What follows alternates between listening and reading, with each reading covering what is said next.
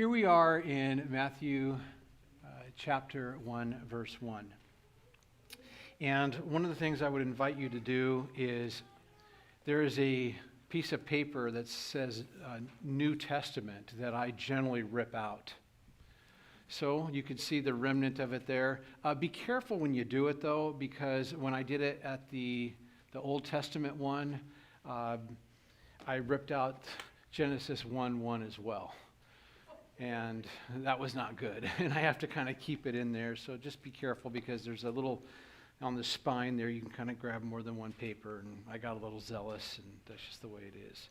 The thing is, why do I do that? It's not because I'm being disrespectful. It's an aftermarket thing that was put together by, best I can tell, a guy named Melito of Sardis that was wrote about by a historian named Eusebius and said he put them into two testaments or two covenants, an old and a new.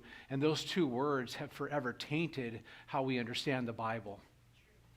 There is no old and new. It's just covenants, period. It is one story. It is one way. It is one Messiah. It is one kingdom. And humans come along and mess it all up. Not only do we have a divided kingdom as a result of sin, we have a divided testament or divided covenants as a result of humans tampering with what was never designed to be tampered with.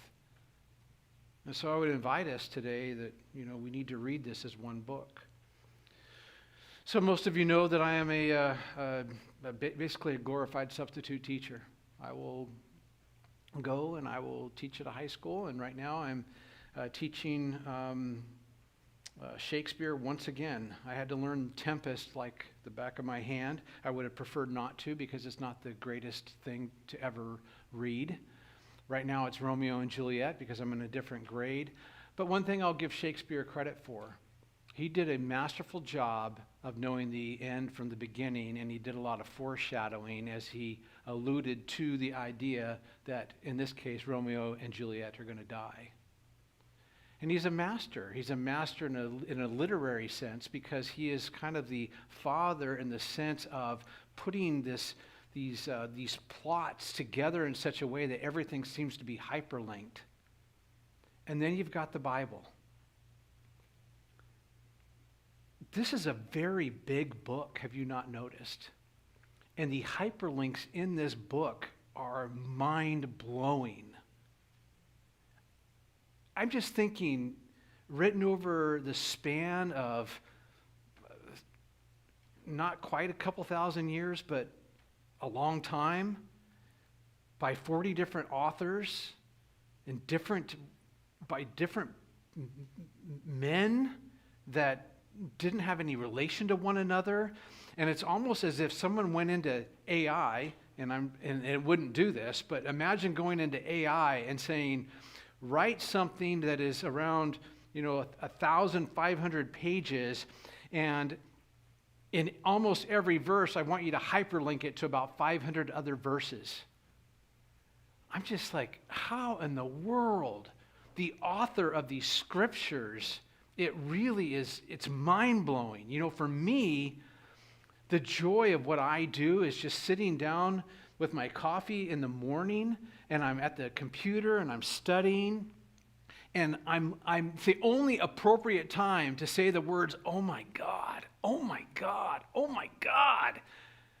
And I'm saying it for real, not in any kind of I'm being disrespectful. It's, what kind of God do I have that you were able to take all that we're learning about in the Torah, the Tanakh, and then you were able to put that all together in the person of Yeshua? How do you do that?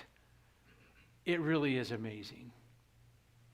And if you have been faithful to study the Torah, this should be a treat for you.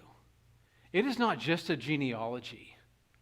It is people's story that is woven into a narrative that at every turn embodies, exemplifies, tells the story of who Messiah is throughout history.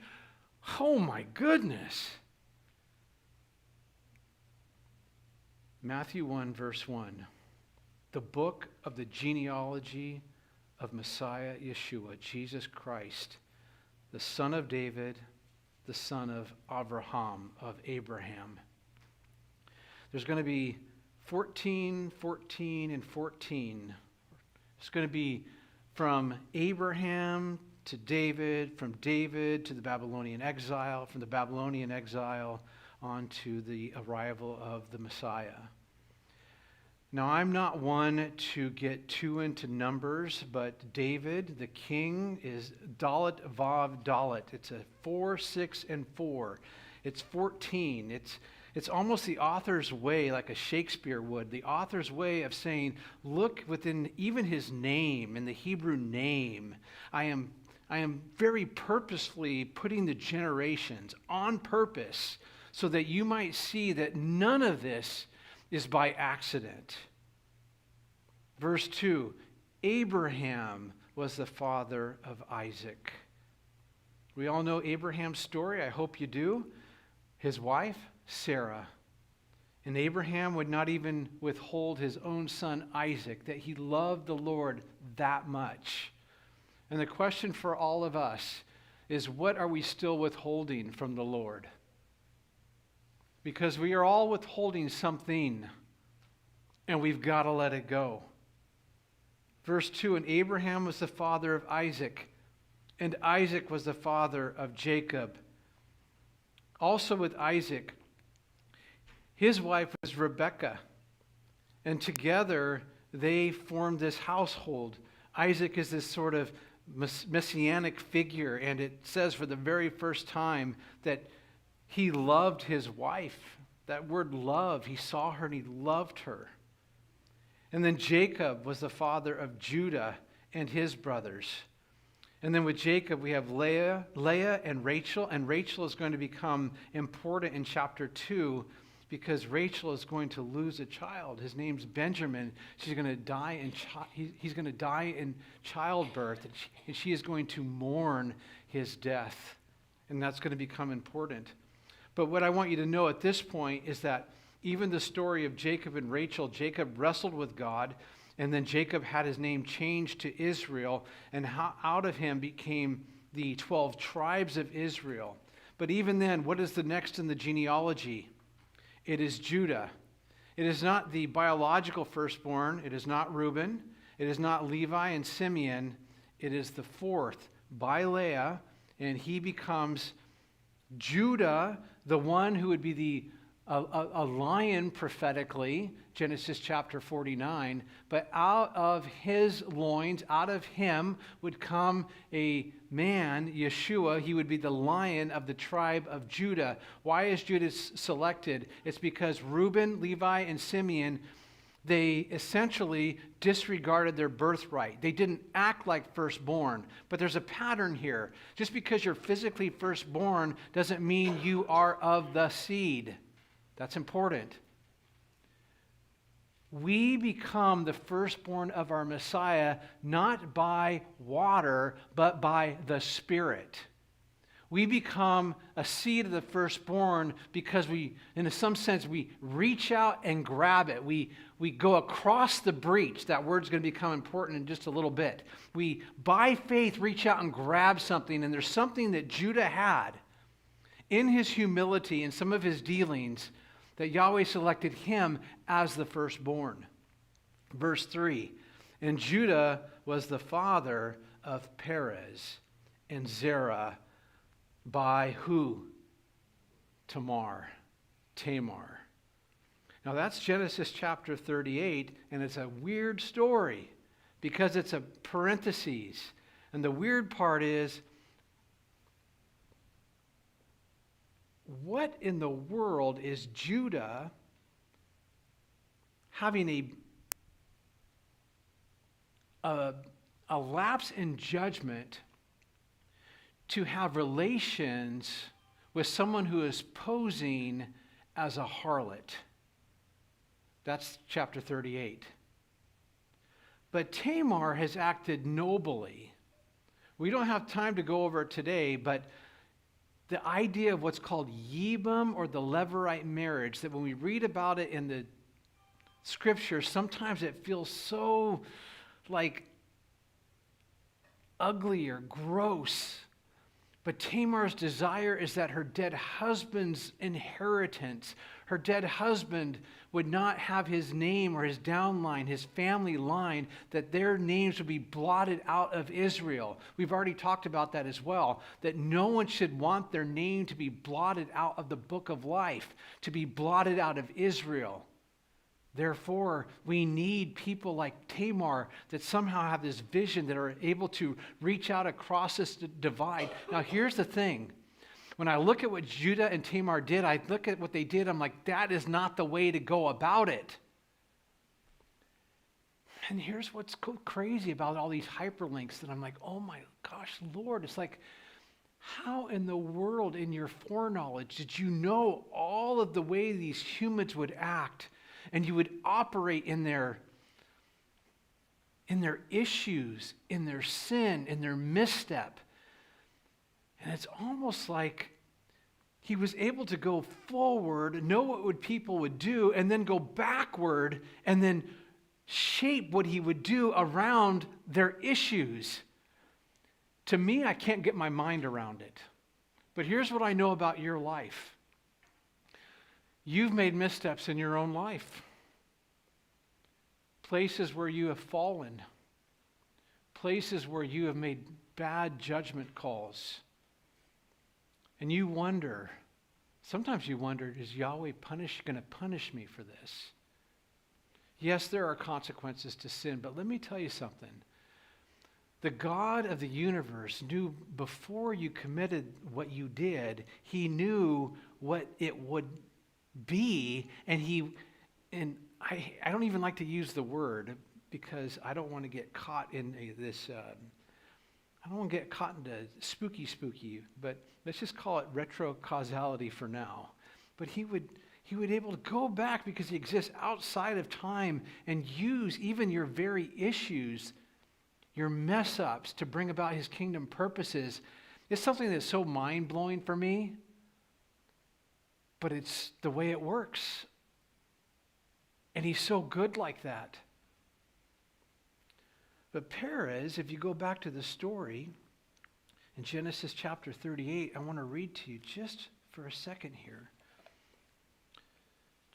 Verse 27, it says, "Now it happened at the time she was giving birth," this is Tamar, "that behold, there were twins in her womb, and it happened while she was giving birth, one put out a hand, and the midwife took and tied a scarlet thread on his hand, saying, 'This one came out first.' And then it happened, as he drew back his hand, that behold, his brother came out. So she said, 'What a,' what? 'breach you have made for yourself.' So he was named Perez.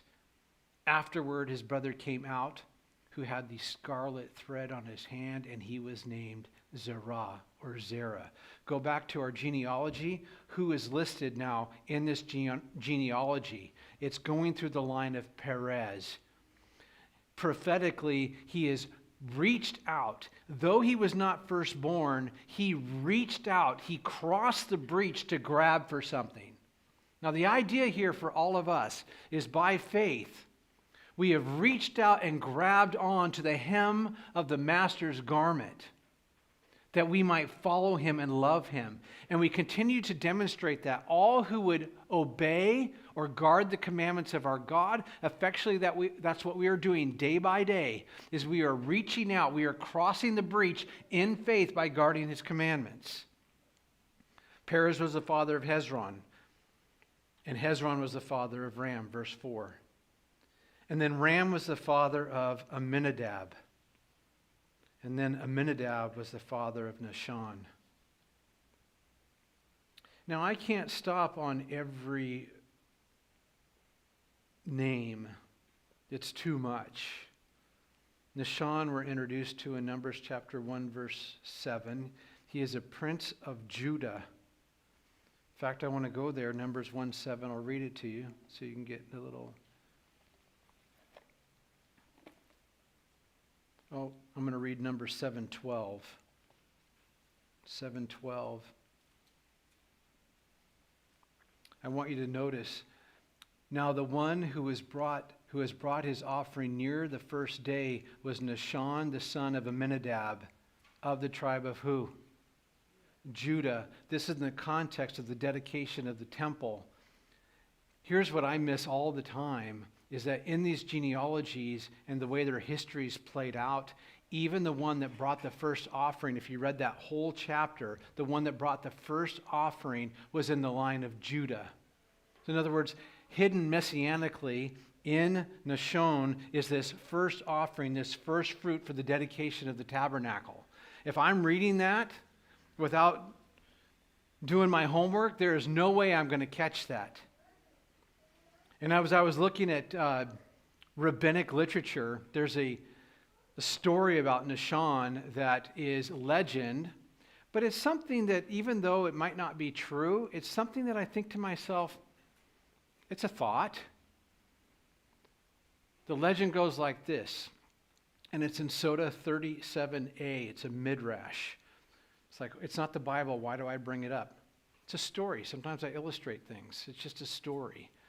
But the legend in rabbinic tradition is that Nahshon was right there by Moses, when they had the whole Red Sea in front of him, and then the Egyptian army was hot on their tail, and we read it, and then Moses took his staff and stuck it right into the water. But the way it reads in the rabbinic literature is that Nahshon, even before that happened, he was already walking down into the water, and he was about ready to stick his head under the water, take his first breath, because he had so much faith that the God of Israel was going to do something before he drowned.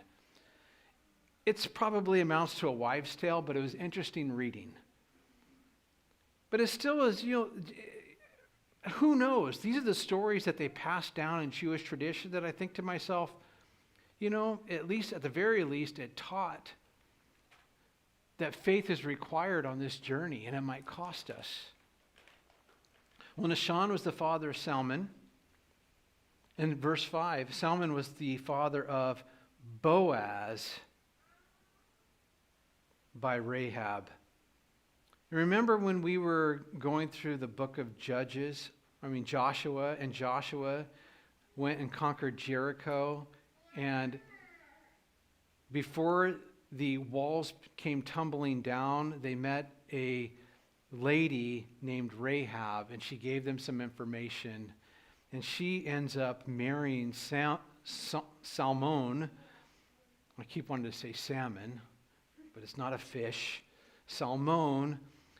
And then they had Boaz. So at the very end of the book of Judges, where there was no king in Israel, everyone did what was right in their own sight. There goes Joshua, Judges, and what's the very next book? Ruth, where we meet Boaz, the kinsman redeemer.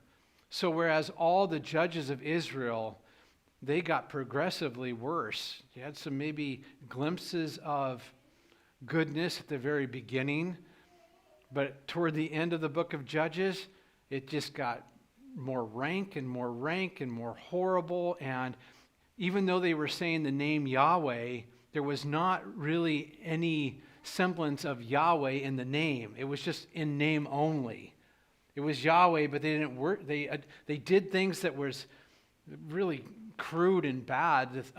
The ways that the other nations worshipped their gods, they were now doing with Yahweh. And Yahweh's like, I never asked you to do that. Why are you doing that? It just became horrible. But here in this genealogy, Rahab in the book of Judges finds her place. And then Boaz was the father of Obed by Ruth. And then Obed was the father of Jesse. Now look, Ruth was a Moabitess. And so by faith, she wanted to come with Naomi back to Israel. And then she marries Boaz. And now, look, verse 6, and Jesse was the father of David the king. And David was the father of Solomon by the wife of Uriah. And I think to myself, there is nothing that we will ever do in life that will not stick with us forever. Yahweh loved David. Yahweh's heart was big for God. Yahweh chose him. He was a shepherd boy. He did a lot of things right, but he did something terribly, terribly wrong here. And it's not even a half a verse, but it got stuck in the ink, and it's forever. Now, this is going to be blotted out.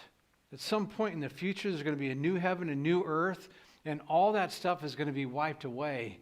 But still, these things stay. But even so, Bathsheba finds herself in this genealogy of the Messiah. Praise the Lord. In verse 7, and then Solomon was the father of Rehoboam. He's going to be the king of the southern kingdom of Judah. Solomon, towards the end of his life, he didn't do things right. And Yahweh was going to take the kingdom out of his hand. Part of the reason was because of his arrogance. The other part is in his arrogance. He had 700 wives and 300 concubines, and I might have been messing up the numbers there, but he just got too full of himself. Very wise, but also very vile in the way that he operated with his body. And went crazy toward the end of his life. Rehoboam was so bad that he just increased their labors, increased the taxes. And so Jeroboam took the northern kingdom, and it was at that time they became separate. So you've heard of the divided kingdom, Israel to the north, Judah to the south. So you have Judah and Benjamin to the south, and then you have all the other 10 tribes up here to the north. Rehoboam is now king to the south, and then you have Jeroboam as the king of the north. One of the things that Jeroboam did was Jeroboam set up idols both north in Dan and at Bethel, because he did not want his people and his kingdom now to seek to return to the temple of God. And so he wanted to give them alternate idols that they could worship, alternate temples that they could go in and worship. I want you to know that I have a lot of respect for believers out there in the world, even if they don't follow the Torah yet. And let me tell you why. I didn't always know that the Torah was for me. So I have a lot of compassion on people that love the Lord with all their heart, soul, mind, and strength. But if you're a real sheep, when you're presented with the idea that the instructions of our God are for you, you're not going to straight arm it and say no. A sheep will listen. It might take them a little while to absorb the information. It might take them a little while to go through the Apostle Paul and make sure that all that I learned wasn't just something I paid thousands of dollars for, because those are professors and they tell me the right things, right? They might have to go and unlearn all that stuff. And it might take them 5 years. It took me 5 years because I knew what it meant for me. It meant my job.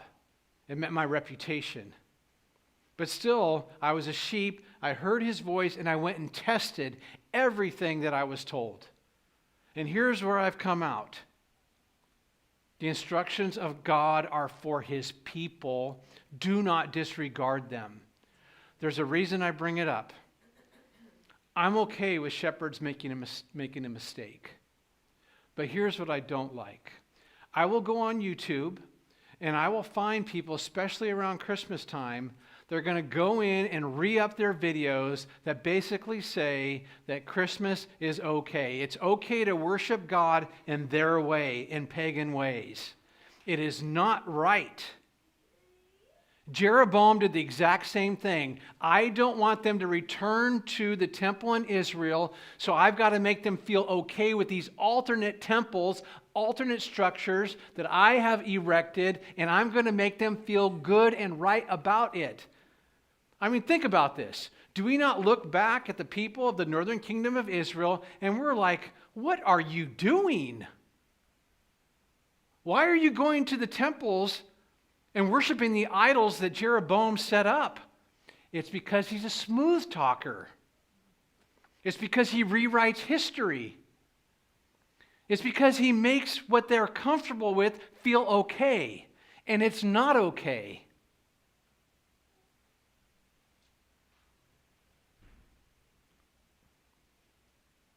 Maybe I make you uncomfortable.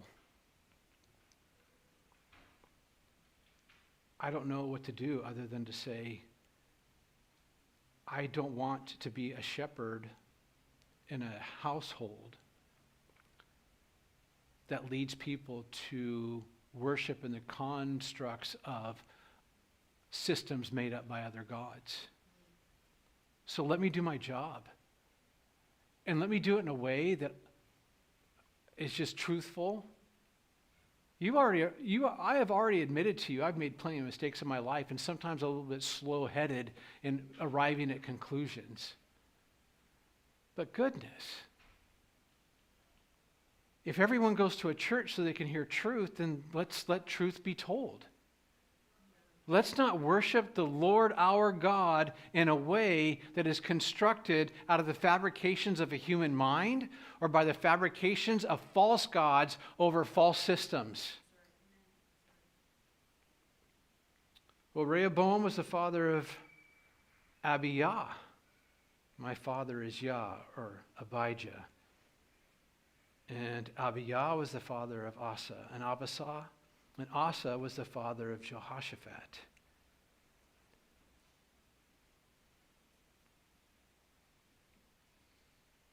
Jehoshaphat. I went and looked up everyone. I'm like, which one should we talk about a little bit? His name means Yahweh has judged. Now, when you go through 1st and 2nd Kings, you're looking at the kings of Israel, what they did, if they were a good king or a bad king. Jehoshaphat was a good king. And one of the things I took away this week as I was doing my own study, 2 Chronicles chapter 20. Just one of the things that we need. I want to do first chapter 20, verse 1. Now it happened after this that the sons of Moab and the sons of Ammon, together with some of the Ammonites, came to make war against Jehoshaphat. Jehoshaphat is a king in the southern kingdom of Judah. And let me just tell you, he is now overwhelmed by the military army that is coming against him. But I want you to see his response in verse 12. He leads the people to pray like this, O our God, will you not judge them? For we are powerless before this great multitude who are coming against us. And we do not know what we should do, but our eyes are on you. You know, this ministers to me personally. Personally, because I'm going to say something, I'm using hyperbole, I get it. But just, you don't need to talk to me afterwards. I'm not like self-deprecating. But in so many ways, I have a failure of a life. Nothing I do ends up being very big. Nothing seems all that extravagant. Nothing, it's just, the one thing I do think I have down, and that is when I feel overwhelmed, I'm the kind of guy that I just go to my father and I say, I really don't know what I'm supposed to do. But one thing I do know is you're real to me and my eyes are on you. I want to be around a people that are like that. I got to tell you, because we're having to change our facilities, every one of our elders, and I'm not trying to plug them, it's just what a joy to be around other men that think the same way. We don't have all the answers, but one thing we know is that God is bigger than all of our stuff in our lives and in our situations. And the reason I talk about that is because even in my life and Amy's life together, It has been a series of events where I don't really know what I'm supposed to do, but one thing I know, my eyes are on you.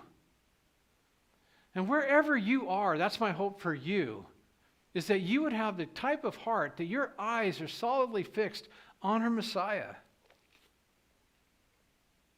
Jehoshaphat was the father of Joram, and Joram was the father of Uzziah, verse 9.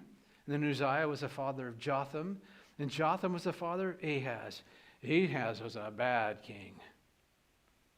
But Ahaz was the father of Hezekiah. Sometimes the children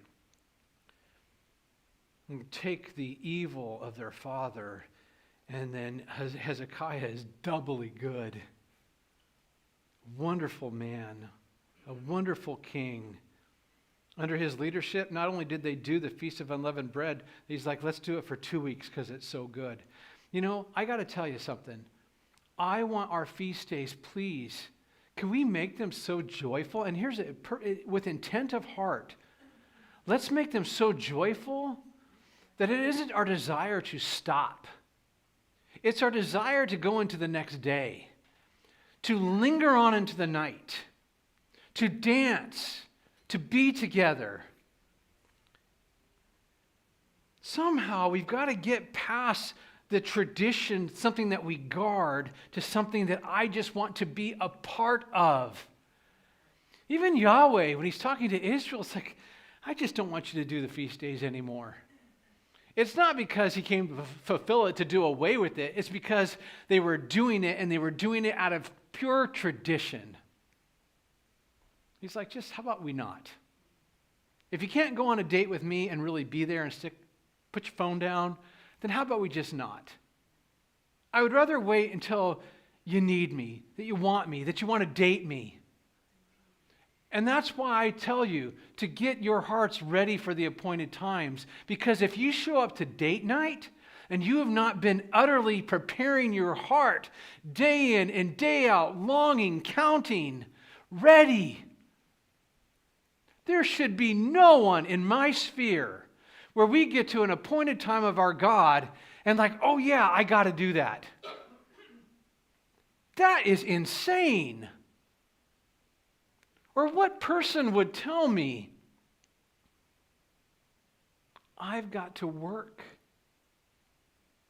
I've got a birthday party I've got to go to. In what world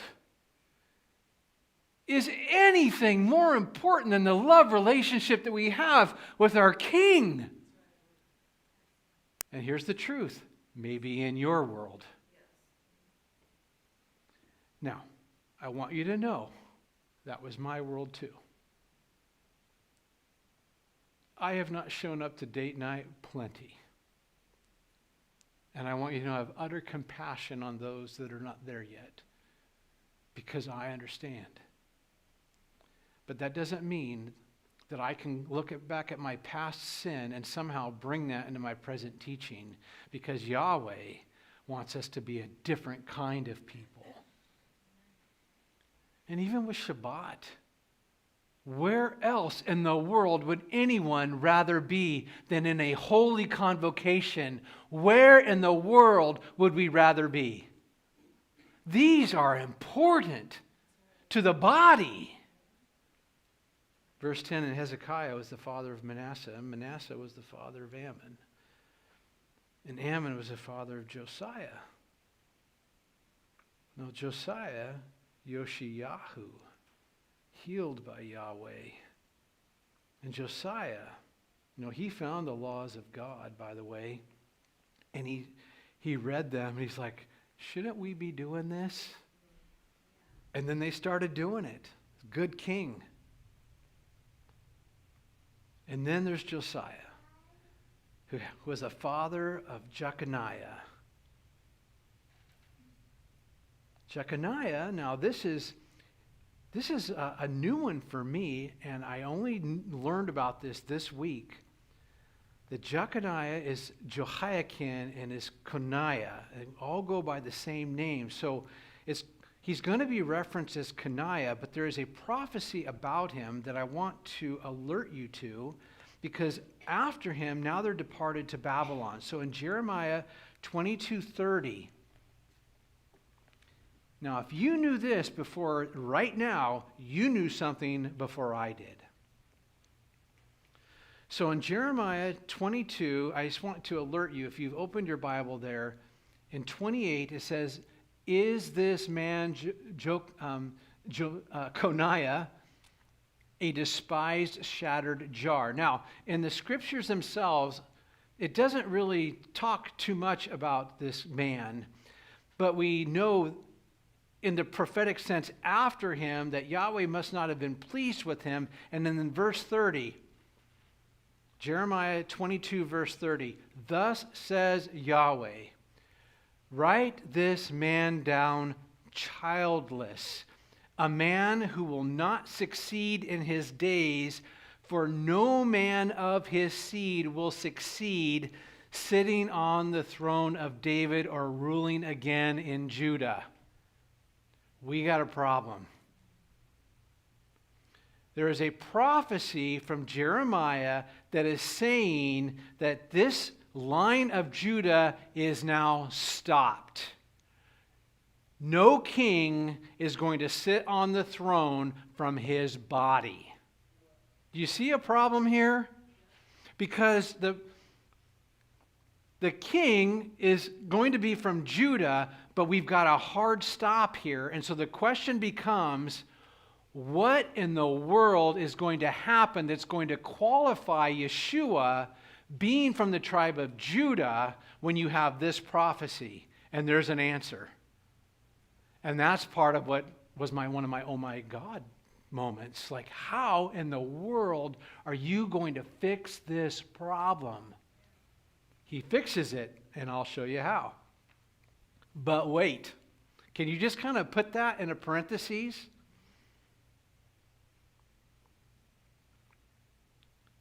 So Josiah was the father of Jeconiah and his brothers, and at the time they were deported to Babylon. Now there was an earlier exile where Yahweh disciplines his people, and so Israel to the north has been scattered because there was an Assyrian exile. They have been taken out. Now the Babylonian exile, they went over in waves. You might have heard about this, and it's very famous when it comes to Daniel. He was he went through the first heap off to Babylon around 600, 605, something like that. Yahweh disciplines his people by removing them from their inheritance. So just hold that thought. Verse 12. And after the deportation to Babylon, Jeconiah was the father of Shealtiel, and Shealtiel was the father of Zerubbabel. So now we have Zerubbabel, which means seed of Babylon, born in Babylon. And here's the idea here. With the destruction of the tabernacle and the total removal of Israel from the promised land, let me just tell you, all hope is dashed. All hope is lost. I mean, they had gone into the promised land. They had established a kingdom. You had these kings, and now Yahweh's deals the final blow and extracts them, and the temple is destroyed, and it is a stump, and it is dead. How dead is it? Well, your last king, the Messiah, can't even come from him. So I am dashing all hope. Because it's supposed to come from Judah, right? So Yahweh's like, no, it's done. It is done. But Zerubbabel, this is the guy. It isn't by might. It is by my spirit, declares the Lord. So there's something that's going to happen by the Spirit in a womb of a virgin who is not going to technically come from Judah, but will be adopted by Joseph. And adoption allows him the full rights and inheritance privileges. So he is from Judah by adoption, but not, thereby satisfying the legality of the Torah and also affirming the prophets. And by the Spirit, Yahweh is taking something that was an utter stump and making a branch come out of it. Verse 13. And Zerubbabel was the father of Abihud. And these are what we go into what's called the hidden years. There's not a lot written about these people, but they make it in the genealogy. And Abihud was the father of Eliakim. And Eliakim was the father of Azor. And Azor was the father of Zadok. It was a common name, so there's different Zadoks. And Zadok was the father of Achim, and Achim was the father of Eliud. And Eliud was the father of Eleazar, and Eleazar was the father of Matan. And Matan was the father of Jacob or Jacob, and Jacob was the father of Joseph, the husband of Mary, by whom Messiah Yeshua, by the Spirit, is born, who is called the Anointed One, the Christ, the Mashiach. Therefore, all the generations from Abraham to David are 14 generations, and all from David to the deportation to Babylon. So Abraham, you got to get the picture here. Abraham is in covenant relationship with God. You will be a blessing. By your seed, all people will be blessed. And the narrative continues on through all of the Tanakh, or the Old Testament. And then they just cannot get it right, and they are disciplined, carted off to Babylon. It's dead. It's not going to happen. And then 14 generations from the deportation to Babylon to the Messiah. All the way dead. And now Yeshua has arrived. And everything that was dead, Sarah's womb as good as dead, and yet a promised child happens. Through the line of Judah, it's as good as dead, and yet Yahweh makes a way through the Spirit. Verse 18. Now the birth of Yeshua, Messiah, was as follows. When his mother Mary was betrothed to Joseph, before they came together, she was found to be with child by the Holy Spirit. The Spirit showed up. The Spirit always knew. Yah always knew that his people were not going to get it done. They would be unfaithful. He knew the end from the beginning. He knew that it needed to be God incarnate in a human form, that it might be an apples for apples sacrifice. It couldn't be a chicken. It couldn't be a cow. It had to be a second Adam, a last Adam. One that could stand in your place. But whereas we got it all wrong and our destiny was as good as dead, he sent a Messiah, one that would bring life, one that would take that stump that was dead and a branch would come out of it. Verse 19, and Joseph, her husband, being a righteous man and not wanting to disgrace her, planned to send her away secretly. Why? Because I have not had relations with her. I'm going to explain to you a Hebrew wedding in just a moment, because it's going to play into this. Verse 20. But then when he had considered this, behold, an angel of the Lord appeared to him in a dream, saying, Joseph, son of David, do not be afraid to take Mary as your wife. For the one who has been conceived in her is of the Holy Spirit. It is not by might, not by human will, it is by the Spirit.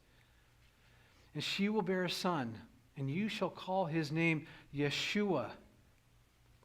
For he will save his people from their sins. Yeshua, this man who is our salvation. Now, all this took place in order that was spoken by the Lord through the prophet would be fulfilled, saying, Behold, the virgin shall be with child, and shall bear a son, and they shall call his name Emmanuel, which is translated God with us. If you want to look, I'm not going to cite, I'll just cite it. Isaiah 7:14 and Isaiah 9:6 and 7. You can look it up. Verse 24, and Joseph got up from his sleep and did as the angel of the Lord had commanded him, and took Mary as his wife, but kept her a virgin until she gave birth to a son, and he named him Yeshua. Now, a couple things before I ask for your input is the moment that Joseph names Yeshua, he is now adopting him. When you name something, you're bringing it into yourself. So that's the adoption. But I want to point out a few things about a Hebrew wedding. Mary and Joseph had never come together in sexual relations.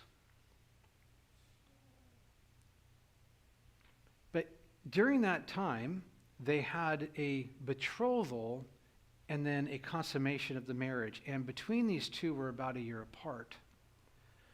The first, called a kiddushin, this is a betrothal, and it has a ketubah that the family signed. And in this, you can see it in the Decalogue, or the Ten Commandments. Yahweh in Exodus chapter 19 has brought his people to them. He has saved them. And the first thing he does is, we have like these two kingdoms. We have the kingdom of you, Israel, and the kingdom of the heavenlies. And I've got to just... We're going to have some basic instruction here, and now we go through those 10 commandments. Basic instruction on the agreement that the two come together over. This is now the kiddushim. This is the what's called a shitra eresin. This is a it's a shitra eresin. It is the family agreement. That's the 10 Commandments. And then after that, we went what was called the Book of the Covenant, the Book of the Law. That would be the ketubah, where there's the protections for the wife. So right after the 10 Commandments, you go into what's, appears to be obscure laws, but they're not obscure. It is protection for a wife that is completely down in... It's a woman who's completely... she has no money. She has no options. And she is sold off and given to a family, and there's protections for her. Now, isn't that right about us? What happens to a person when they finally give their heart to the Messiah is they find themselves in a place where they're completely destitute. They're out of resources. They can't save themselves any longer. Not that you ever could, but they finally, within themselves, they understand it. And so we find ourselves giving ourselves over to God, and when we do that, what we're saying is, okay, I have nothing to choose. It's either you or my sin, or you or death. But what protections do I have under you? Now, does God have is there any contractual agreement in heaven that he must give us rights and privileges? No. But he does. Because he's a gentle, loving Father. And so when you read right after Exodus 20, you start to go in 21, what appears to be like a bunch of, are women being degraded here? No, the story's not about that. He wants it to play out in Israel, but it's a shadow of a bigger truth, and that is you are destitute. You have nowhere to go. And so the Book of the Covenant, or the ketubah, is now the protections of the husband to the wife. The wedding itself is called the Nisuin. So Joseph and Mary, Joseph was known as a Sadiq, which just means a man of the law. So he knew the law. And at the betrothal ceremony, I mean, there's so much that I can't go over with you here. And I wish I could have lived this out in my own life or with my kids. And if we ever get to do weddings in the context of Yeshua's house, I'm going to like quasi-demand that we go through this process with our young people of betrothal, of nesuin, of what does the general families coming together look like? What does that preparation time for the woman look like? What are the obligations of the man to wash her in the word? What does that look like? And then when they come together for the wedding ceremony, when there's a bunch of witnesses and the ketubah is there, how will he protect her and love her? It is our jobs as men to protect and love our wives. Well, at the betrothal, he would have said, he would have had a little gift for her, and he would have put it in her hand, and he would have said, "Behold, you are sanctified to me according to the law of Moses." That's only one that I'll read to you, but there's a lot of little cute things that I just think, where in the world did we lose all this stuff? Well, Joseph is in this spot, right? He's in a spot where it looks from the outside that she's committed adultery. He has this encounter with an angel, and the angel says, "Hey, keep her, because what's going on here is of the Spirit." He believes it, and he had in his mind, he had it in his mind to divorce her quietly. And so likely in the ketubah, if he was going to divorce her quietly, as not to put her in a predicament, because women that played the harlot, that were sent out, given what's called a certificate of get, even their very lives were in danger.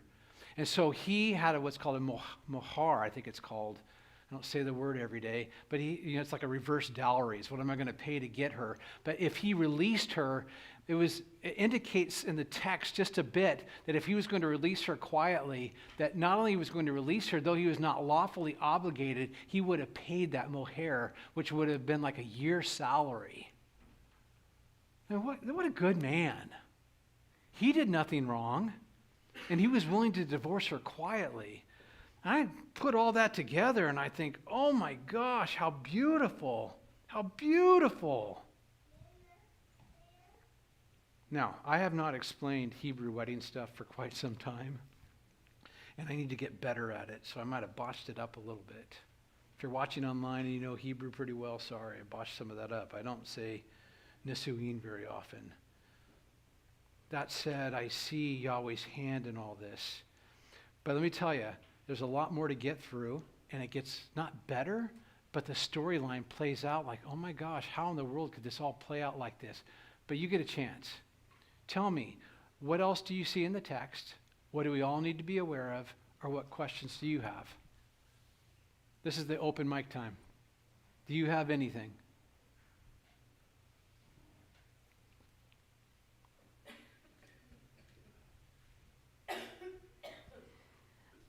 Shabbat Shalom. Thank you, Shabbat Trevor. Shalom. So good. I'm Lindsay.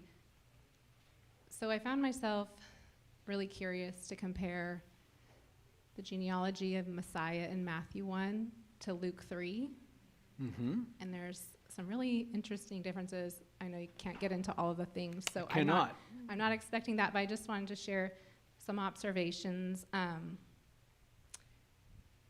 As I was kind of comparing them and researching a little bit about the differences, one of the main differences that stood out to me right away was in Matthew 1, it identifies Joseph's father as Jacob. But in Luke 3, it identifies Joseph's father as Eli. So even that one generation back, they're identifying a different father. And then in Matthew 1, it says there's 14 generations from the deportation of Babylon to Solomon, or King David. And so there's a difference in generations. There was Abraham to King David, 14 generations, then from David to the deportation of Josiah and Jeconiah, there was 14, and then from there was 14 to Joseph. But in Luke, there's an additional 14 generations that are in there between King David and Messiah. So I was kind of wondering too, is this an exhaustive, Matthew 1, an exhaustive list of every single father, right? Or is there like, in Luke, there's maybe more and there's just these points? And then the other curiosity was, so could it be that maybe in Matthew 1, we're seeing the genealogy through Joseph? And maybe in Luke 3, we're seeing the genealogy through Mary and through Mary's lineage. They both are from the tribe of Judah, but one is from Nathan. In Luke 3, it's through David's son Nathan, and in Matthew 1, it's through Solomon's son. No, it's through David's son Solomon. Did I get that right? Mm-hmm. Okay, so that's different and interesting. And then the other thing that you mentioned, which I came across too, was that king, Josiah's son, was it Jeconiah or Coniah?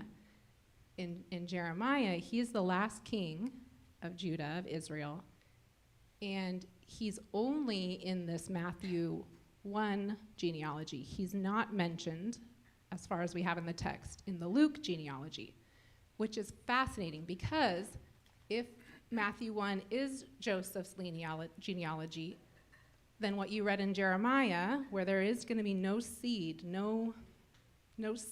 of this king Jeconiah, Coniah, is going to be passed down in the flesh, in the human. Yeah.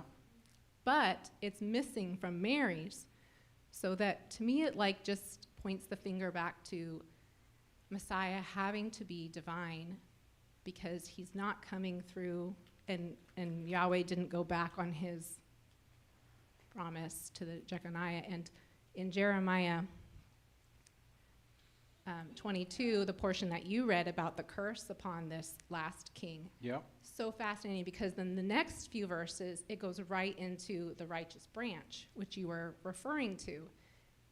And in 23:5, it says, "Behold, the days are coming, declares Yahweh, when I will raise up for David a righteous branch, and he will reign as king and prosper, and do justice and righteousness in the land. In his days, Judah will be saved, and Israel will dwell securely. And this is his name by which he will be called, Yahweh our righteousness." Yod-Heh-Wah-Heh Sidquenu.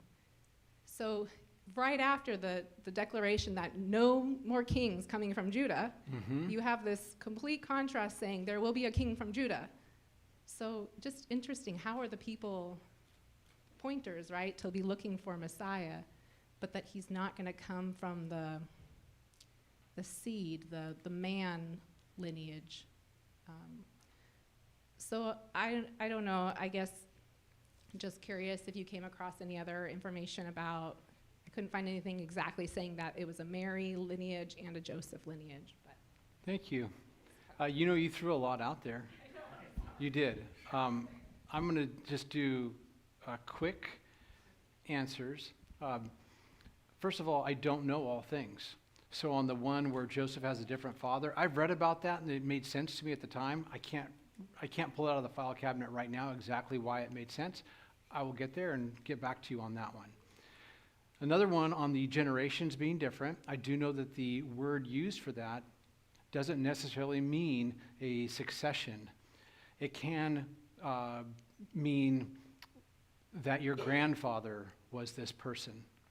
So it, in our English text, seems to say that this dad was the father of this person, was the father of this person, and in our minds we automatically assign successive downline of grandfather, father, son, and we use that language.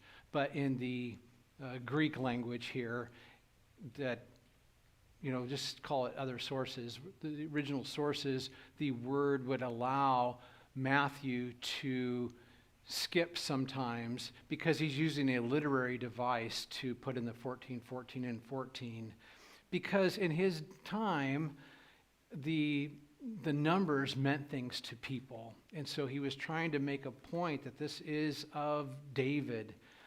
And I don't get too worked up over it. It's just something that I know historically would have been like a aha moment for people. I know that there's a bottleneck with Zerubbabel, and so Matthew is more written for this Jewish audience that would come from Judah, and then Luke writing to, who did he write to? Theophilus. He's writing more for a Gentile audience and emphasizes Mary. And I cannot, off the top of my head, remember more nuances of why Matthew took this route and Luke took that route. I don't know. What a critic or a skeptic would do is look as, they would have, well, see, look, Joseph's got two different dads, and we clearly have, it can't come from the tribe of Judah, and we have these lapses in writing judgment with regard to the generations. Well, the bottom line is everything can be reconciled, and my encouragement to anybody on this that sees, if you want to take the skeptic's route and try to move into, they've obviously messed up and this is not the inerrant word of God, it's like just dig a little bit further. It is inerrant. It's just you got to dig to see why that is, because it's not always immediately obvious. Now you throw out some other things and that's Bible study now, which you did, and I just can't answer it all the way. But it was, even though we don't answer all the questions because I can't all the time, is that it's good to hear the questions so when you do your personal study, you can go, oh yeah, I hadn't thought about that, and then you get to the bottom of those answers. Thank you. Yes. Lindsay, those were amazing points that you brought forward, and I wasn't sure if I was going to say anything, but since you've brought it up, there's a Hebrew word that is used to describe a woman's covering, which can be interpreted as a woman's father or her husband. The scribe in the genealogy in Matthew chose to use the word husband instead of father. But Mary's father is, in fact, Joseph, not Joseph of Eli. And the genealogy in Luke is the genealogy of Mary's husband, Joseph. Hence, there's a very big confusion that has happened. And in fact, if you count the generations, without knowing that the Joseph in the Matthew genealogy is, in fact, Mary's father, you do not get the correct number. Because if you notice, when you count through the genealogies, the women are not counted. It lists Rahab, it lists Ruth, but they're not included in the count. And because Yeshua is the seed of the woman from Genesis 3:15, the curse of Jeconiah also applies, because Yeshua is the seed of Elohim.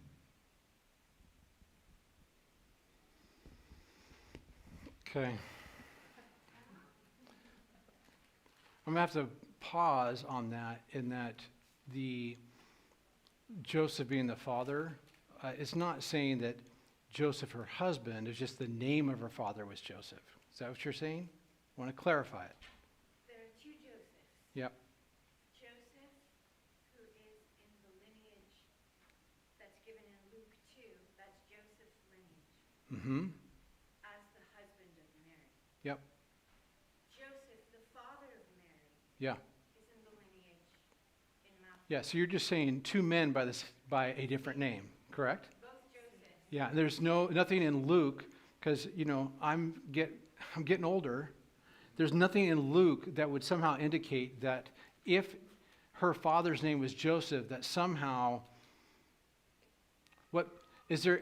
in the narrative of Luke, does it go on to talk about Joseph, her husband? I don't think, does it? Luke is the genealogy of Joseph, her husband. Yeah, you can tell because, do you have the microphone?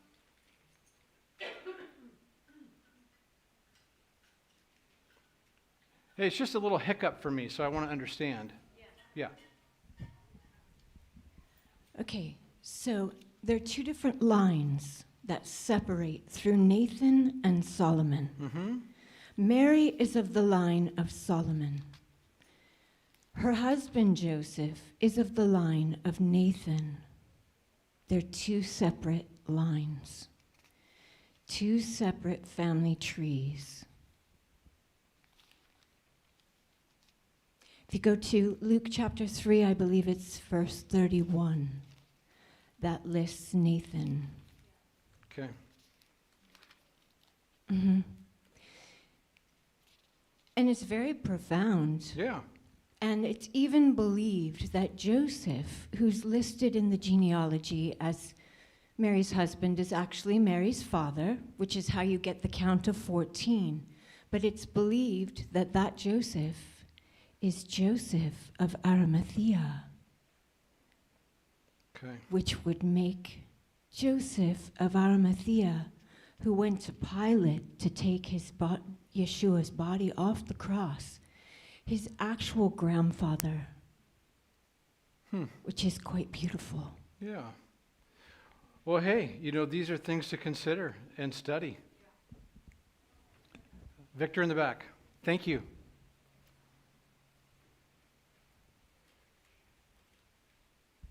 I stepped out, so I don't know if this was already covered, but in Numbers 36, it describes that if a man only has daughters and she marries someone of the same tribe, that man becomes his son. And by all rights, as his son, then Yeshua, legally his son, Right. Yeshua becomes his son, because when we think about the line of succession, it goes from father to son, father to son. And so if we just looked at Mary as providing the parentage, and then we go, well, we have no way for Yeshua to carry the kingly line. But since Joseph married a woman who had no brothers, he became the legal son of Mary's father, which continued the line of succession legally. Thank you. 1, 2, 3, and then we got to cap it. Driving here, I was thinking about what you said. I listen to you when I'm driving. That is timelines. When we're on the timeline, it is actually, I guess I would say, tied to Ecclesiastes 3, where it says there's a time for everything. Mm-hmm. We don't know the time. And this relates to when you have children, or when we were young, we didn't know what time it was. Trevor, what time are we going? 3 o'clock. I go, what, 3 o'clock? I'm 5 years old. But you know the time, and you're informing that youth of the time. Sure. Down the road, they will go, is it close to 3 o'clock? They know by looking at the clock, the last time you said 3 o'clock, that's 3 o'clock. And that's the same sort of thing we need to get with the Lord, because it's called chronological time, or chronos time, and kairos time. God's time is kairos time. That we are obligated, is the best word I could think of, to take our steps and go left, right, left, and do what we're supposed to do as a Christian. But God might tell you, but make sure you get more than one confirmation from it, because if you go too quick, I have made this mistake. You goof up. If you go, okay, I'm going to go and I want the Lord's guidance, then you're closer to that kairos time and more away from the chronos time. And it's learning to read the spiritual clock. I guess I was just thinking about it. It's learning to read the spiritual clock. It's also getting to bloodline. If any one of you here, which I have been, in a place where you're sitting there saying, I don't want to be alive no more. You won't go commit suicide, but you feel that downtrodden. Elisha felt that way when he was in the wilderness. If he would have actually got granted his death and he died, bloodline, gone.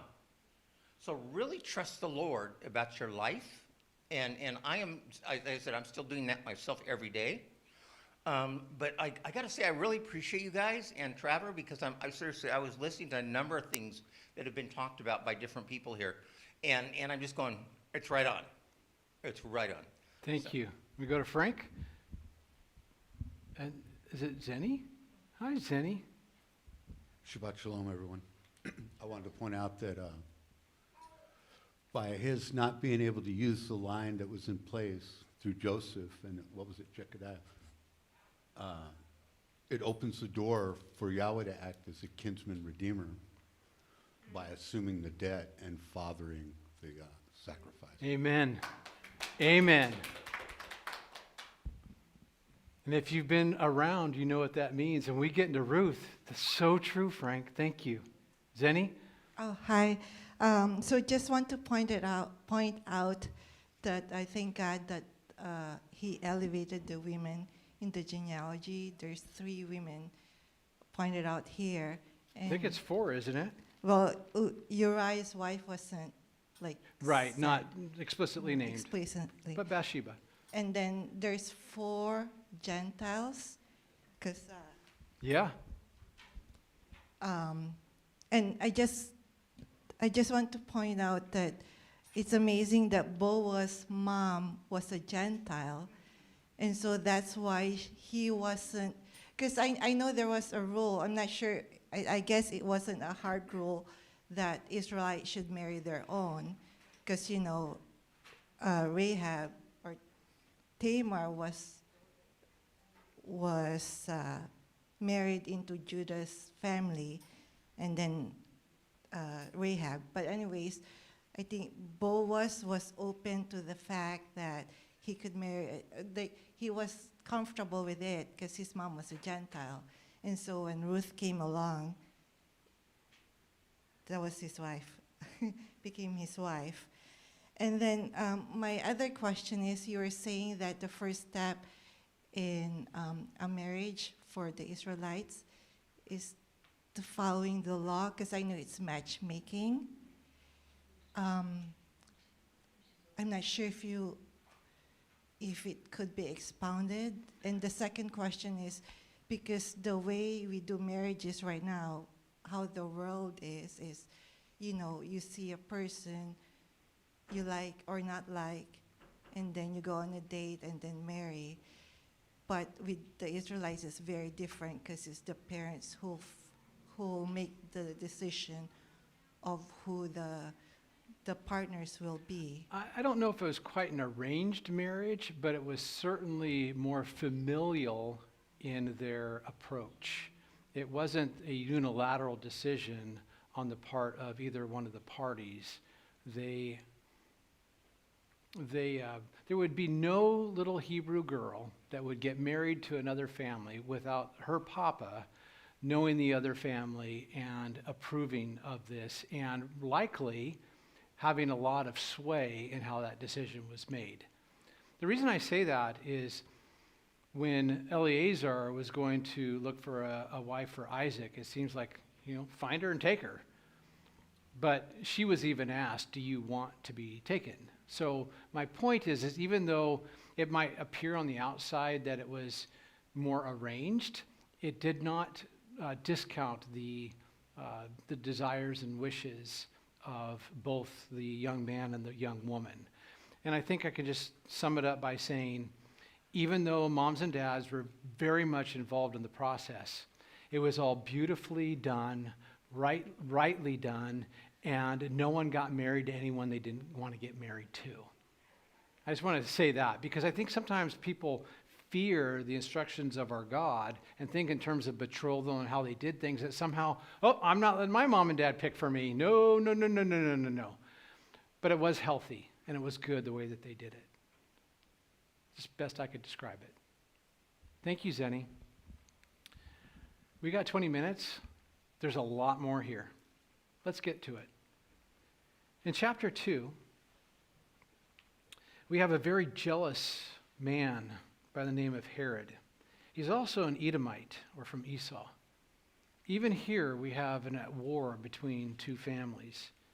So now after Yeshua, after Jesus was born in Bethlehem of Judea, in the days of Herod the king, behold, Magi from the east arrived in Jerusalem, saying, now let me pause there, these Magi.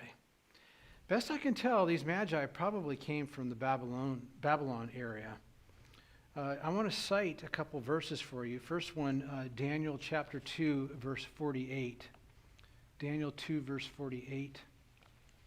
We have here Daniel It says the king promoted Daniel and gave him many great gifts and made him rule with power over the whole province of Babylon and chief prefect over all the who? The wise men of Babylon, the magi of Babylon. Daniel would have trained them. They would have known Daniel 9 well. They would have known the timeline. And so Daniel going over probably around this year 600, ultimately the fall of Jerusalem happened around 586. But now we have 600 years, a clear timeline before the virgin birth, and those that were instructed in the school of Daniel as magi would have been given some clues. They would have known the timeline. They would have known from the prophet Micah 5:2 that he's going to be born in Bethlehem, and in Numbers 24, verse 17, Numbers 24, did I get that reference right? Yeah, I'll not look for it in my Bible at the moment. I see him, but not now. I beheld him, but not near. A star shall come forth from Jacob, a scepter shall rise from Israel. This word star, in the ancient world, they would have equated star often with Jupiter. I'm not an astrologer person. I just know in the ancient world, through enough study, to know that they looked up in the night sky too, and something pointed to something. And they had a time, they had the teaching, and the magi, these were kingmakers. They're going to bring gold, frankincense, myrrh. They are there to establish a king. They're there to find a king. These are wise men that are likely wise because they know the teaching of Daniel. They see Jupiter. By the way, I'm not oblivious that the planets are lining up today and stuff's happening in Iran and things are going crazy. You and I cannot control all that. We don't know much about much, but our eyes are on you. Wholly convocate. Don't lean on your own understanding. In all your ways, acknowledge him, and he'll take care of all that. A lot of people want to blow up my phone, not you, thank the Lord, but want to blow up my phone that the end of days is here. You know what? At some point, they're going to be right. They could have been right a year ago, but they weren't. And they could be right today, but at some point, they're going to nail it, and they're going to know they nailed it, but they didn't nail it, but it's going to happen. And it could be today. I don't know. But whatever it is that you hear about and read about, here's my advice to you. Study prophecy, understand it, please. But do not neglect the commandments of God. That should be your primary concern. Walk in that, because you're not going to tell anything to any president on what to do. So just follow the Father. The Father's got it all worked out. There, I said enough about that. So, we have these magi, we have the star, and they're looking, verse 2, where is he who has been, so Herod, right, he's already jealous. Where is he who has been born the king of the Jews? He knows that he is going to be dethroned, and he's scared about this. This is like the Exodus all over again. For we saw his star in the east and have come to worship him. And when Herod the king heard this, he was troubled, and all Jerusalem with him. And gathering together all the chief priests and the scribes of the people, he was inquiring of them where the Christ, where the Messiah was to be born. And they said to him, in Bethlehem of Judah. For this is what has been written by the prophet. And you, Bethlehem. Now, this is where you should get some of your reward for studying the Torah and going through Joshua and Judges, because something has happened in Bethlehem.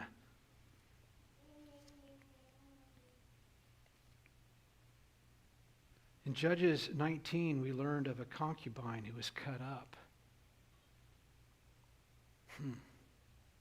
We also have not learned yet that in Ruth 1:1, another man, Boaz, is going to be born in Bethlehem. a kinsman redeemer. But something else happened in Genesis. Rachel is buried in Bethlehem. She's not buried in Machpelah where the permanent people are buried. She dies on the way. Her son is Benjamin. She dies in childbirth. And she says, the son of my sorrow, Ben-Anoi. But Papa says, no, Ben of my hand, the son of my right hand. In other words, it is not going to be the son of your sorrow. This is the son that something's good going to come of this. And he buries his wife, but buries her in Bethlehem. This is going to become geographically important. And you, Bethlehem, land of Judah, here we are in Judah, are by no means least among the leaders of Judah, even though they really, really messed up. At the end of the book of Judges, they are out. They're exiled. And yet Yahweh he already knows he's going to bring them back in. For out of you shall come forth a leader who will shepherd my people Israel. Now hold the thought, because Rachel's going to be weeping here pretty soon. But what Rachel? Why is she weeping? Let's look. And Herod secretly called the Magi and carefully determined from them the time that the star had appeared. And he sent them to Bethlehem and said, go and search carefully for the child. And when you have found him, report to me so that I too may come and worship him. Again, through the line of Esau, this is evil incarnate that wants to destroy. What does Pharaoh want to do to Moshe? Destroy. But now Moses is now hidden. Yeshua is going to be hidden. And he's going to now become in Egypt. He's going to draw his son out of Egypt because he is there in Egypt. So that I too may come and worship him. Verse 9. So after hearing the king, they went their way, and behold, the star, which had been seen in the east, was going on before them until it came and stood over the place where the child was. Verse 10. And when they saw the star, they rejoiced exceedingly with great joy. And after coming into the house, they saw the child with Mary, his mother, and they fell to the ground and worshiped him.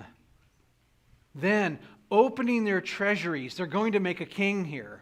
They present him gifts of gold. The Queen of Sheba does this with Solomon.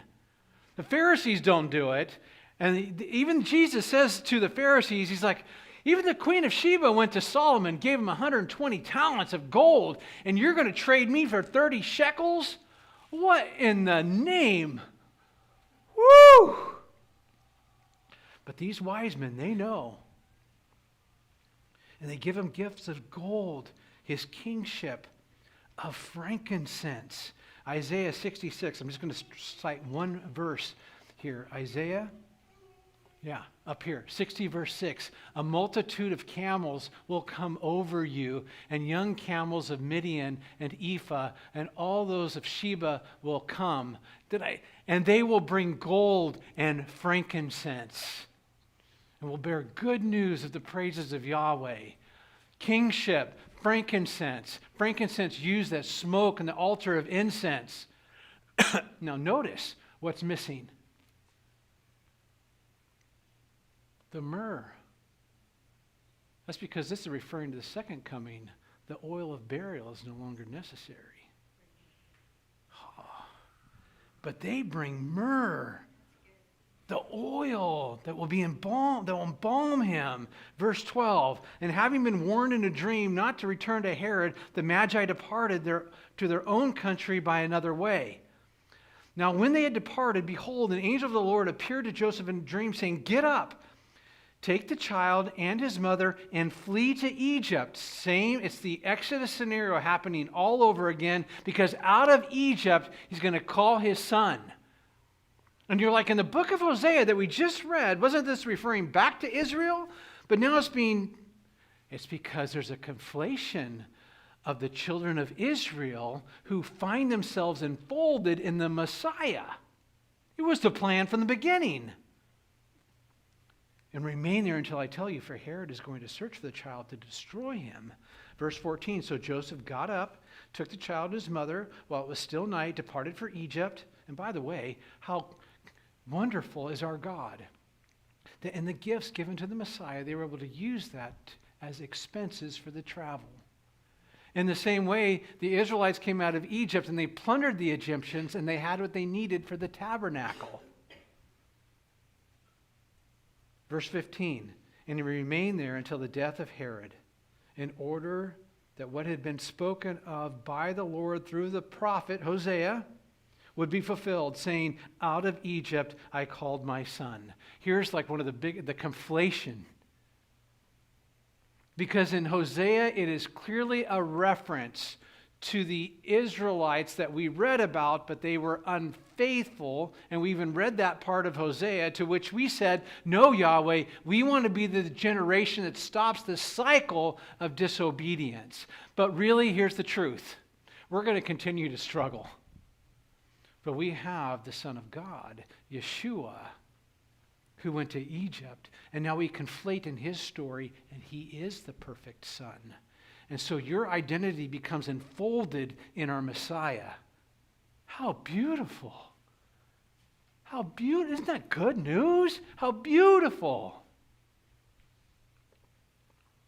That one prophetic verse can both point back to Israel and forward to the Messiah. Verse 16. And then when Herod saw they had been tricked by the Magi, he became very enraged.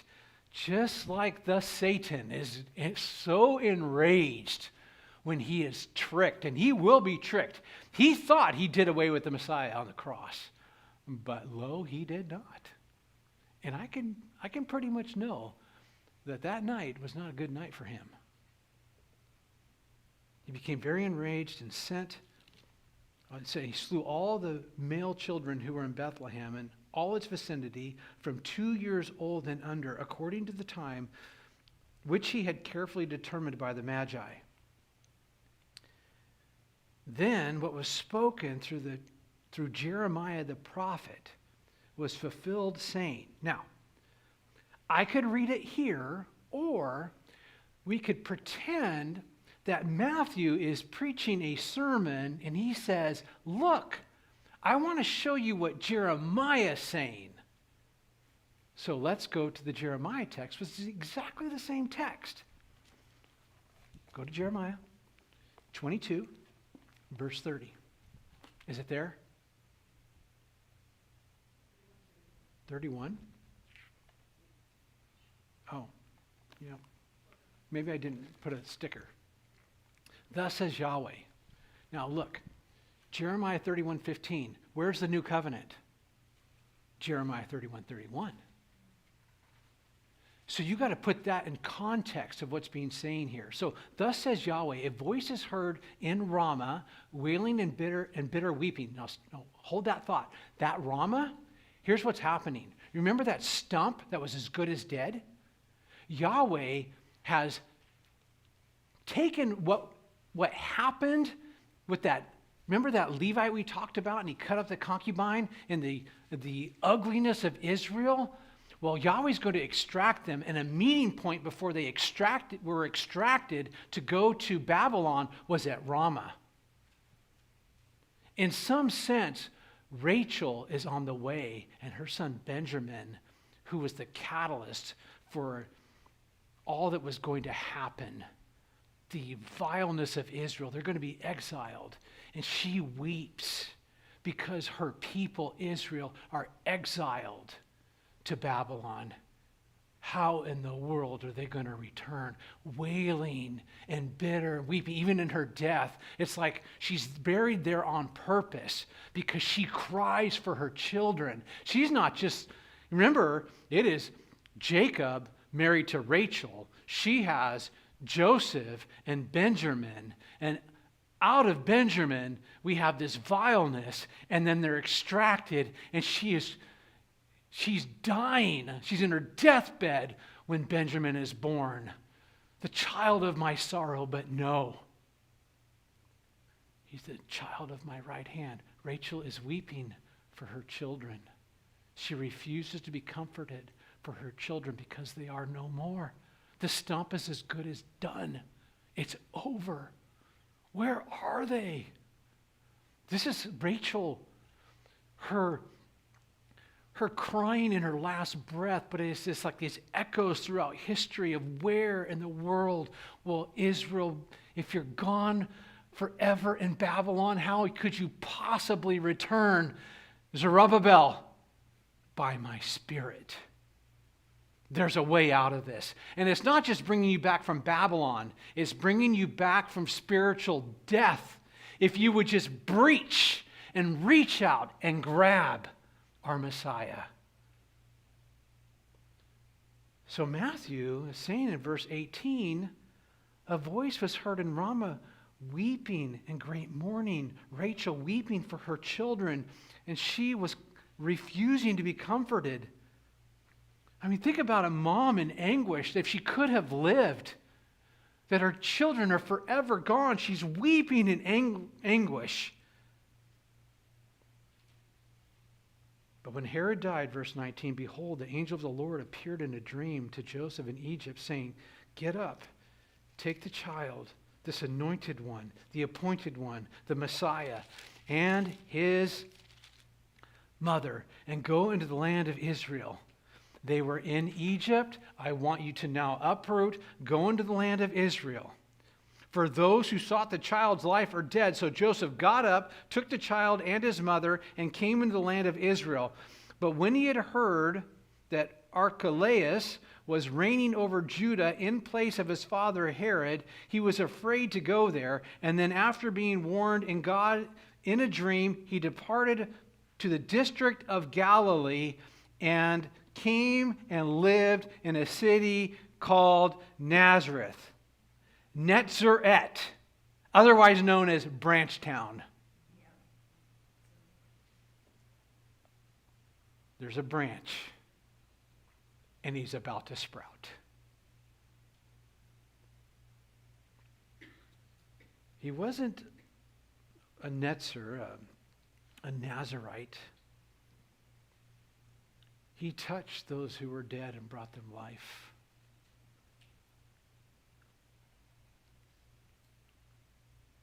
But at the Last Supper, as we'll learn, we do that. Our Messiah said, I will not drink of the fruit of the vine until I come back or until I return. It's all there, but right now, verse 23, and he came and he lived in a city called Nazareth,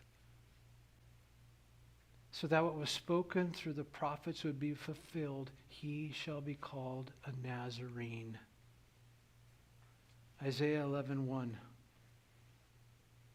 Then a shoot will spring from the stem of Jesse, and a branch from his roots will bear fruit. Everyone's watching all this unfold. And here is this baby born of a virgin. All of the Torah has been pushing.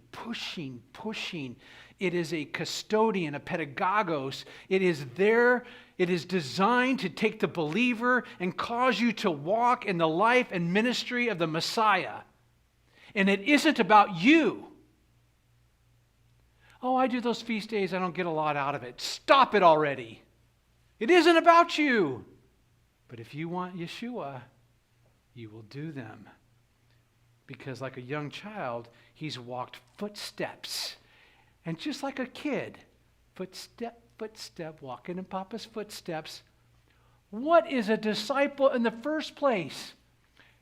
I'll go onto some website that wants to hire a discipleship pastor, and it's small groups. How? Look, I'm all for small groups, but could we just time out? That is not what discipleship is. Literally, go make disciples, immerse them, baptize them into all that I have commanded you. And then I will be with you to the very end of the age, because you will get criticized. You'll get ridiculed. You're going to walk in my footsteps. You're going to keep my commandments. And as you do it, people are going to get all over you. And just know something as a fact, that when you do that, when you are a disciple and you do the things of God, He's going to be with you. He'll be with you. He loves you. And He loves it when you do the things that cause you to walk in who He is. Because look, I'm telling you, when we do Passover, Yeshua died. I got that part. I got it. But I didn't fully understand that there's a first fruit, and then we count 50 up to Shavuot, the giving of the Spirit. That's discipleship. I walk in it, and when I get to Acts 2, I know what in the world is going on. And then there's the appointed times of the fall. That's something that's not even like on the radar. I'm going to look at a calendar in my kitchen as a kid going, Yom Kippur, la la la la la la la la la, give me a little kippah. I mean, I just didn't even know how to handle that. But now I know that as a believer, if you care for a moment about what's happening in Iran and Israel right now, and that He's going to return as a king, and you don't do the fall appointed times, I just have to think to myself, you don't want to be a disciple. Be a disciple of our Messiah.